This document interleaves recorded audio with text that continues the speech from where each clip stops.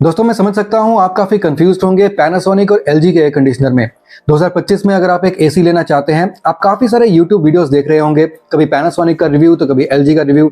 लेकिन अब आपको काफी कंफ्यूजन होगी कि इन दोनों में से कौन सा एसी लिया जाए, क्योंकि 2025 के इन दोनों के ही जो मॉडल्स है ना, काफी हद तक एक जैसे हैं। दोनों के फीचर्स और परफॉर्मेंस काफी हद तक एक जैसी है। लेकिन अब फाइनल डिसीजन अगर लेना है तो कौन से एसी के साथ हमें जाना चाहिए। आज मैं आपको दोनों ही एयर कंडीशनर्स को साइड बाय साइड कंपेयर करके दिखा दूंगा। दोनों के ही फीचर्स, परफॉर्मेंस हम साइड बाय साइड कंपेयर करेंगे और मैं नहीं बल्कि आप बताएंगे कि आपके हिसाब से कौन सा एसी जो है वो ज्यादा वैल्यू फॉर मनी है, वो आपको ज्यादा बेहतर फीचर्स जो है वो सही प्राइस में दे सकता है। तो नीचे कमेंट करके आप जरूर बताइएगा।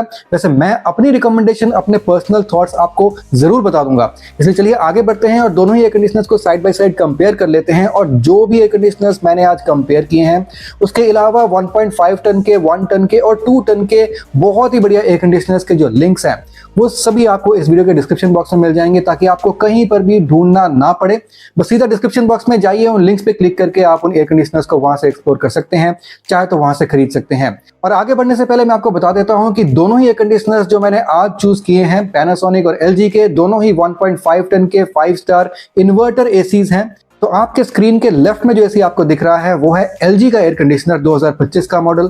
आपके स्क्रीन के राइट पे जो एसी दिख रहा है वो है पैनासोनिक का 2025 का मॉडल।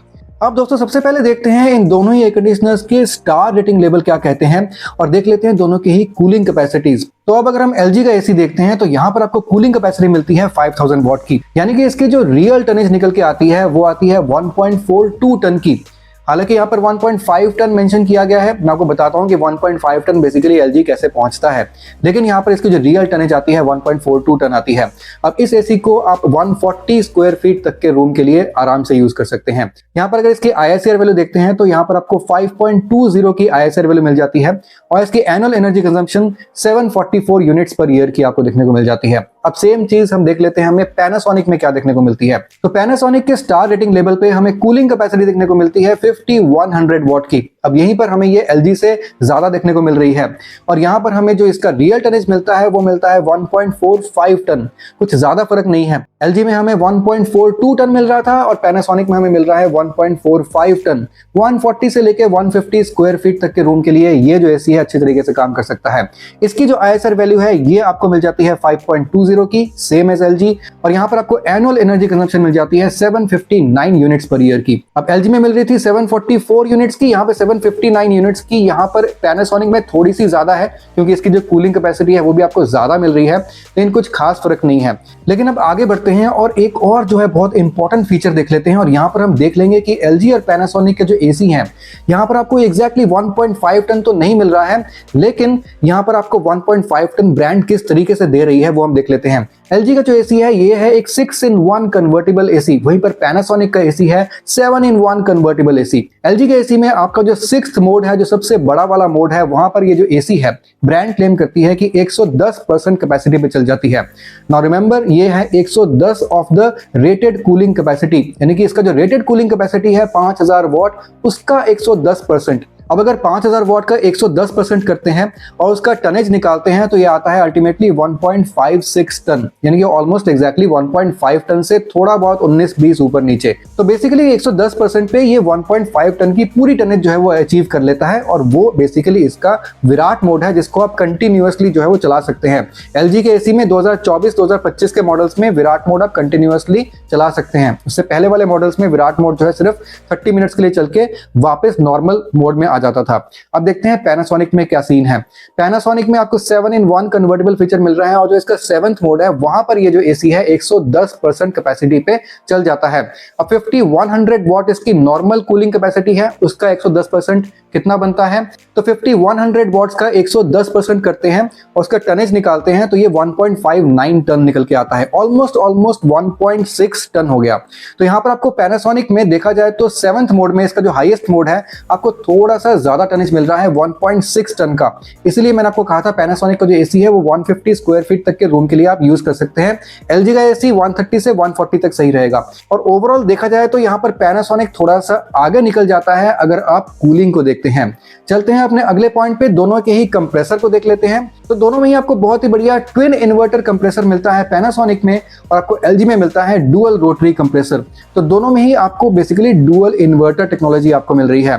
तो कहने का मतलब ये डुअल इन्वर्टर टेक्नोलॉजी में आपकी बिजली की जो सेविंग है ना वो थोड़ी सी और बढ़िया होती है as compare to single inverter technology, क्योंकि आपके डुअल इन्वर्टर वाले केस में आपका जो डुअल रोटरी कंप्रेसर होता है वो जो स्लो स्पीड्स होता है ना वो बहुत ही बढ़िया अचीव करता है। तो ये जो एसीज है काफी स्लो स्पीड्स में आपके धीरे धीरे चलते रहेंगे, और इसलिए आपकी कूलिंग जो है रूम की मेंटेन भी रहती है और आपका बिजली का खर्चा जो है वो ज्यादा नहीं होता है। एलजी में इसलिए आपको एक डायट मोड भी मिल जाता है जो कि इसके स्लोएस्ट स्पीड में धीरे धीरे एसी जो है वो चलता रहता है, लोएस्ट बिजली की कंजम्पशन करता है और कि रूम को वो बिल्कुल थोड़ा बहुत जो है कूलिंग मेंटेन रखता है।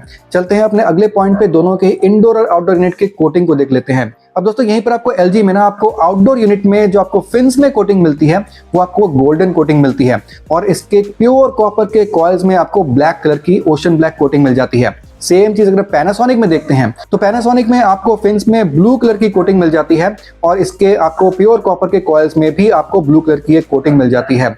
अब दोस्तों अगर कोटिंग की बात करें तो मेरे हिसाब से पर्सनली मुझे गोल्डन फिन्स जो है वो थोड़े से बेटर लगते हैं, थोड़ा सा मुझे कॉन्फिडेंस उनमें थोड़ा सा ज्यादा मिलता है। और वैसे एलजी के एसीज मैं पर्सनली यूज कर चुका हूं, मैंने आपको दूसरे वीडियो में बताया है जहां मैंने एलजी और डाइकिन को कंपेयर किया था कि डाइकिन मैं यहाँ पर अपने इस घर में अपने बेडरूम में ओन करता हूं और एलजी का एसी मेरे दूसरे रूम में जो है वो लगा हुआ है। तो दोनों की परफॉर्मेंस अगर मैं आपको देखूं, एलजी की आपको ड्यूरेबिलिटी बहुत ही अच्छी मिलती है, आसानी से इसमें आपको गैस लीकेज की प्रॉब्लम देखने को नहीं मिलेगी, और ये चीज इसकी कोटिंग से देख के आपको क्लियर हो भी जाती है। और ओवरऑल अगर आप बिल्ड क्वालिटी देखें एलजी की और पैनासोनिक की, दोनों की ही A1 बिल्ड क्वालिटी है। और आपको दोनों में ही अगर इंडोर और आउटडोर का साइज मैं आपको बताऊं तो आपको एलजी में जो है ना इंडोर यूनिट आपको मिलता है 99.8 सेंटीमीटर का, वहीं पर आपको पैनासोनिक में जो इंडोर यूनिट मिलता है वो आपको 1.04 मीटर का मिलता है। यानी कि एलजी में आपको 1 मीटर से थोड़ा सा छोटा और पैनासोनिक में 1 मीटर से थोड़ा सा बड़ा आपको इंडोर यूनिट मिल रहा है। और वैसे जहां पर इंडोर यूनिट थोड़ा सा बड़ा होता है वो ज्यादा बेहतर इसलिए होता है क्योंकि वहां पर आपको ब्लोअर का सरफेस एरिया भी ज्यादा मिल जाता है, इसलिए आपकी एयर की जो थ्रो है और एयर की जो वॉल्यूम है वो आपको ज्यादा देखने को मिलती है जहां पर बड़ा इंडोर यूनिट होता है। लेकिन अगर दोनों में ही देखते हैं आपको स्टेबलाइजर इनसाइड फीचर, तो यहां पर आपके एलजी और पैनासोनिक में दोनों में ही आपको स्टेबलाइजर इनसाइड तो मिल जाता है, लेकिन हम वोल्टेज रेंज देख लेते हैं। तो यहां पर एलजी में जो आपको वोल्टेज रेंज मिलती है वो 120 से लेके 290 वोल्ट तक आपको मिलती है, लेकिन पैनासोनिक में आपको 100 से लेके 290 वोल्ट तक रेंज देखने को मिलती है। तो पैनासोनिक में ओवरऑल आपको वोल्टेज रेंज जो है ना वो आपको थोड़ी सी बेहतर देखने को मिलती है। हालांकि दोनों ही एसीज में मैं आपको रिकमेंड करूंगा कि आप एक्सटर्नल स्टेबलाइजर जरूर ले लीजिए, क्योंकि दोनों ही एसीज जो है ना काफी महंगे हैं, ऑलमोस्ट 50,000 दोनों की ही कॉस्ट है। तो इसलिए आपके स्टेबलाइजर की वजह से जो है एसी सफर नहीं करना चाहिए, इसलिए एक्सटर्नल स्टेबलाइजर का लिंक जो है मैं वो भी आपको डिस्क्रिप्शन बॉक्स में दे दूंगा। लेकिन यहाँ पर अगर हम देखते हैं बाकी के फीचर्स, तो इसके अलावा जो बाकी के तमाम फीचर्स हैं जैसे कि power chill feature, econo mode, dry mode, वो सब कुछ आपको सेम मिल जाएगा। 4-वे स्विंग भी आपको दोनों ही एयर कंडीशनर्स में मिल जाएगा। सिंगल बड़ा फ्लैप आपको देखने को मिल जाता है, और हॉरिजॉन्टल और वर्टिकल स्विंग्स दोनों ही आपके इसमें रोटेट हो जाते हैं मोटर द्वारा, तो इसलिए आपको 4-वे स्विंग दोनों में ही आपको देखने को मिल जाता है। अब अगर हम दोनों के ही साउंड लेवल्स देखते हैं तो आपको एलजी में ऑलमोस्ट 31 से 32 डेसिबल का साउंड लेवल देखने को मिलता है, और पैनासोनिक में ऑलमोस्ट 34 से लेकर 35 डेसिबल का साउंड लेवल देखने को मिलता है। लेकिन पैनासोनिक के आपको आउटडोर यूनिट की केसिंग में भी एक टाइप का कोटिंग देखने को मिल जाता है, और उसमें भी आपको 5 साल की वारंटी उस कोटिंग पे आपको अलग से मिल जाती है। आपको एलजी में जो वारंटी मिलती है आपको 10 साल की कंप्रेसर पे, 1 साल की ओवरऑल एसी पे और 5 साल की पीसीबी में मिलती है। आपको पैनासोनिक पे भी सेम वारंटी, लेकिन जैसे मैंने आपको बताया 5 साल की एक्स्ट्रा वारंटी आपको बाहर के केसिंग के कोटिंग पे आपको मिलती है, तो वो आपको एक्स्ट्रा पैनासोनिक पे मिल जाती है। दोनों ही एसीज में आपको R32 गैस मिल जाएंगी, लेकिन दोनों ही ब्रांड्स क्लेम करते हैं कि 55 डिग्री सी एम्बिएंट पे दोनों ही एयर कंडीशनर जो है बहुत ही बढ़िया चल जाते हैं। अब दोस्तों थोड़ा सा डिसाइडिंग फैक्टर आ जाता है, वो है दोनों ही एयर कंडीशनर्स की प्राइस। अब अगर एलजी का प्राइस देखते हैं तो ये आपको अप्रोक्सीमेटली 47,000 का मिलेगा। यहीं पर आपका जो पैनासोनिक का एसी है ये आपको अप्रोक्सीमेटली 45,000 का मिलेगा। ₹2000 का फर्क है अभी आज की डेट में। मेरे हिसाब से अगर मैं अपनी रिकमेंडेशन बताऊं तो वैसे तो LG का एसी जो है मुझे पर्सनली काफी पसंद है बिकॉज ऑफ इट्स ड्यूरेबिलिटी। और जो LG का एसी है, जैसे मैंने आपको पहले बताया, इसमें गैस लीकेज वगैरह की प्रॉब्लम मैंने बहुत ही रेयरली देखी है। बहुत ही अच्छा ड्यूरेबल एसी है और इसकी जो कोटिंग है इतनी बढ़िया है कि इसमें अगर आप ह्यूमिड क्लाइमेट में भी आप इसको यूज कर रहे हैं तो आपका एसी जो है आसानी से कोरोड होके कहीं से भी खराब होने की संभावना बहुत कम रहती है। बट हैविंग सेड दैट, ये चीज मैं जरूर आपको बताना चाहूंगा कि पैनासोनिक का एसी कहीं पर भी feature wise, performance wise LG से कम नहीं है। वहां पर आपको 7-in-1 कन्वर्टेबल मोड मिलता है, वहां पर आपको विराट मोड जैसी चीज तो नहीं मिलती है। हालांकि यहाँ पर आपको ऑलमोस्ट 1.6 टन की टनेज डिलीवर हो जाती है और यहाँ पर इसका जो प्राइस है वो भी आपको ₹2000 थोड़ा सा सस्ता मिलता है। तो ओवरऑल पैनासोनिक का एसी है वो भी बहुत बढ़िया है, लेकिन still if I have to make a decision, मैं LG के साथ जाऊंगा just because of its durability, coating, its Viraat mode. ये सब चीजें थोड़ा मुझे पर्सनली ज्यादा अट्रैक्ट करती हैं और इसका जो कंप्रेसर है वो भी LG का इन हाउस प्रोडक्शन है। तो ये सब चीजें मेरे लिए एक डिसाइडिंग फैक्टर बन जाती हैं। हालांकि आप नीचे कमेंट करके बताइएगा कि आपको दोनों में से कौन सा एसी ज्यादा बेहतर लगा। मैं आपसे मिलता हूं अगली वीडियो में किसी और प्रोडक्ट के साथ या फिर किसी और कंपैरिजन के साथ। तब तक के लिए सुदीप साइनिंग ऑफ।